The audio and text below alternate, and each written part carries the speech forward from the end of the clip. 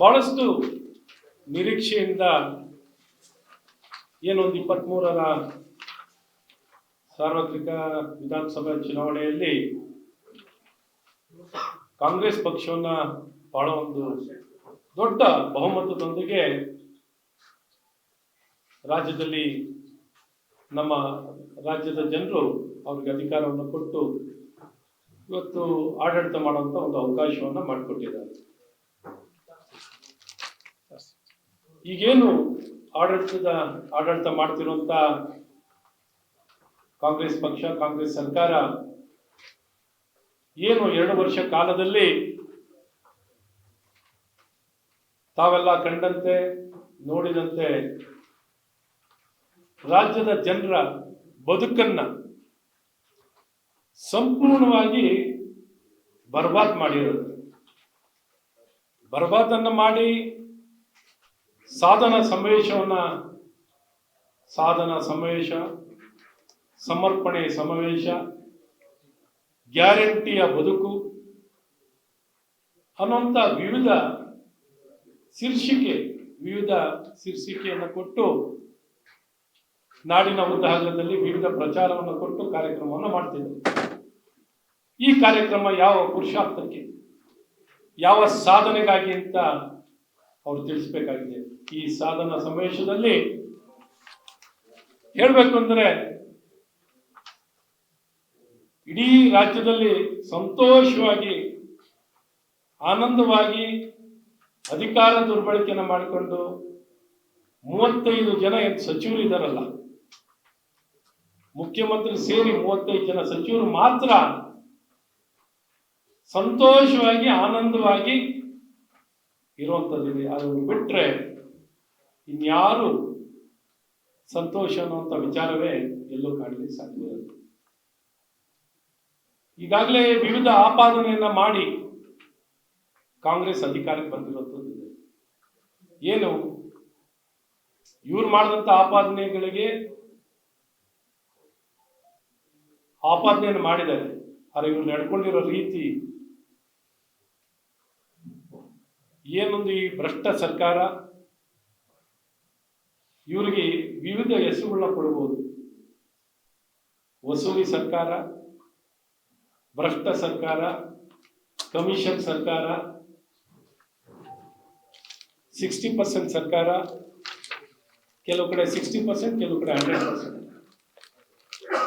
ಏನು ಬಡದಂಗೆ ಬಾಚಾ ಕೊಡುವಂತ ಸರ್ಕಾರ, ರೈತ ವಿರೋಧಿ ಸರ್ಕಾರ, ದಲಿತ ವಿರೋಧಿ ಸರ್ಕಾರ, ಯುವಕರ ವಿರೋಧಿ ಸರ್ಕಾರ, ತುಷ್ಟೀಕರಣದ ಸರ್ಕಾರ, ಭಯೋತ್ಪಾದಕರನ್ನ ಅಮಾಯಕರು ಅಂತ ಹೇಳಿರುವಂತ ಸರ್ಕಾರ. ಈ ರೀತಿ ಹಲವಾರು ಹೆಸರುಗಳನ್ನ ಕೊಡ್ಬೋದು ಈ ಸರ್ಕಾರಕ್ಕೆ. ಇಷ್ಟು ಹೆಸರುಗಳನ್ನ, ಕೀರ್ತಿಯನ್ನ ಪಡೆದಿರುವಂತ ಈ ಕಾಂಗ್ರೆಸ್ ಸರ್ಕಾರ ಯಾವ ಒಂದು ಸಾಧನಾ ಸಮಾವೇಶವನ್ನ, ಯಾವ ಒಂದು ಹಿನ್ನೆಲೆಯಲ್ಲಿ ಏನ್ ಸಾಧನೆ ಮಾಡಿದ್ದಾರೆ ಅಂತ, ಬೆಲೆ ಏರಿಕೆ ಮಾಡಿರೋದೇ ಇವ್ರ ಸಾಧನೆನ, ಭಯೋತ್ಪಾದಕರಿಗೆ ಅಮಾಯಕರು ಅಂತ ಹೇಳಿರೋದೇನೆ ಸಾಧನೆನ, ಮೂಡ ಜಮೀನನ್ನ ಕಬಳಿಕೆ ಮಾಡಿರೋದೇನೆ ಇವ್ರ ಸಾಧನೆನ, ಮಹರ್ಷಿ ವಾಲ್ಮೀಕಿ ನಿಗಮದ ಹಣವನ್ನ ಬಳಕೆಯನ್ನು ಮಾಡಿ ಲ್ಯಾಂಬೋರ್ಗಿನಿ ಕಾರನ್ನ ಕೊಂಡ್ಕೊಂಡಿರೋದೇ ಸಾಧನೆನ, ವಕ್ಫಿನ ಮಂಡಳಿ ಅಮಾಯಕ ರೈತರ ಜಮೀನನ್ನ ಕಬಳಿಕೆ ಮಾಡಿರೋದೇ ಇವರ ಸಾಧನೆನ, ಕೆಪಿಎಸ್ಸಿ ಎಕ್ಸಾಮ್ನಲ್ಲಿ ಸೋರಿಕೆ, ಪ್ರಶ್ನೆ ಪತ್ರಿಕೆಯ ಸೋರಿಕೆ, ಅಕ್ರಮಗಳನ್ನು ಮಾಡಿರೋದೇ ಇವರ ಸಾಧನೆನ, ಅಭಿವೃದ್ಧಿ ಶೂನ್ಯ ಮಾಡಿರೋದೇನೆ ಇವರ ಸಾಧನೆನ, ದಲಿತರ ಹಣವನ್ನ SCP TSP ಹಣ ಮೀಸಲಿಟ್ಟಿರುವಂತಹ ಹಣವನ್ನ ದುರ್ಬಳಕೆ ಮಾಡಿಕೊಂಡಿರೋದೇ ಇವರ ಸಾಧನೆನ, ಅಲ್ಪಸಂಖ್ಯಾತರಿಗೆ ಯಾವ ಒಂದು ಧರ್ಮ ಆಧಾರಿತವಾಗಿ ಯಾವ ಮೀಸಲಾತಿ ಅಥವಾ ಗುತ್ತಿಗೆಯನ್ನ ಕೊಡ್ಲಿಕ್ಕೆ ಸಾಧ್ಯವಿಲ್ಲ, ಸಂವಿಧಾನ ವಿರುದ್ಧವಾಗಿದೆಯೋ ಅದನ್ನು ಮಾಡಿರೋದೇ ಇವರ ಸಾಧನೆನ. ಏನ್ ಇವರು ಸಾಧನೆ? ಭ್ರಷ್ಟಾಚಾರನೇ ಇವ್ರ ಸಾಧನೆ, ಬೆಲೆ ಏರಿಕೆನೇ ಇವರ ಸಾಧನೆ. ಈ ರೀತಿ ಎಲ್ಲಾದರೂ ವಿಫಲತೆಯನ್ನು ಕಂಡಿರುವಂತಹ ಈ ಒಂದು ಕಾಂಗ್ರೆಸ್ ಸರ್ಕಾರ ದೇಶದ ವಿಚಾರದಲ್ಲಿ ಬಂದಾಗಲೂ ಇವ್ರದೇ ಆದಂತ ಮನಸ್ಥಿತಿ, ಇವ್ರ ಮನಸ್ಸಿಗೆ ಬಂದ ಹಾಗೆ ಹೇಳಿಕೆಗಳನ್ನು ಕೊಡೋದು, ಯುದ್ಧ ಮಾಡಬೇಡಿ ಅಂತ ಒಂದ್ಸಲ ಹೇಳೋದು, ಯುದ್ಧ ಮಾಡ್ತಿದ್ರೆ ಶಾಂತಿಯಾಗಿರಿ ಅಂತ ಹೇಳೋದು, ಕದನ ವಿರಾಮ ಆದ್ರೆ ಯುದ್ಧ ಮಾಡಿ ಅಂತ ಹೇಳೋದು, ಮನಸ್ಸಿಗೆ ಬಂದಾಗ ಹೇಳ್ತಾ ಇರೋದು.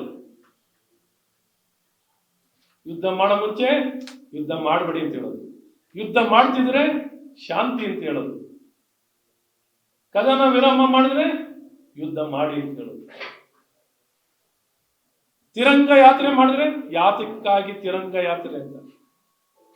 ಇವ್ರು ತಿರಂಗ ಯಾತ್ರೆ ಮಾಡಿದಾಗ ಮಾಡಬಹುದು. ಈ ರೀತಿ ದೇಶದ ಜನರ ಭಾವನೆಗೆ ಧಕ್ಕೆ ತರೋ ರೀತಿನಲ್ಲಿ ಇವರು ಪ್ರತಿಯೊಂದು ಹೇಳಿಕೆಗಳು, ನಡವಳಿಕೆಗಳು ಎಲ್ಲ ಒಂದು ರೀತಿ ದೇಶಕ್ಕೆ ಅಗೌರವ ತರೋ ರೀತಿಯಲ್ಲಿ ಕಾಂಗ್ರೆಸ್ ಪಕ್ಷ, ಕಾಂಗ್ರೆಸ್ ಸರ್ಕಾರ ನಡೆದುಕೊಳ್ತಿರೋದು.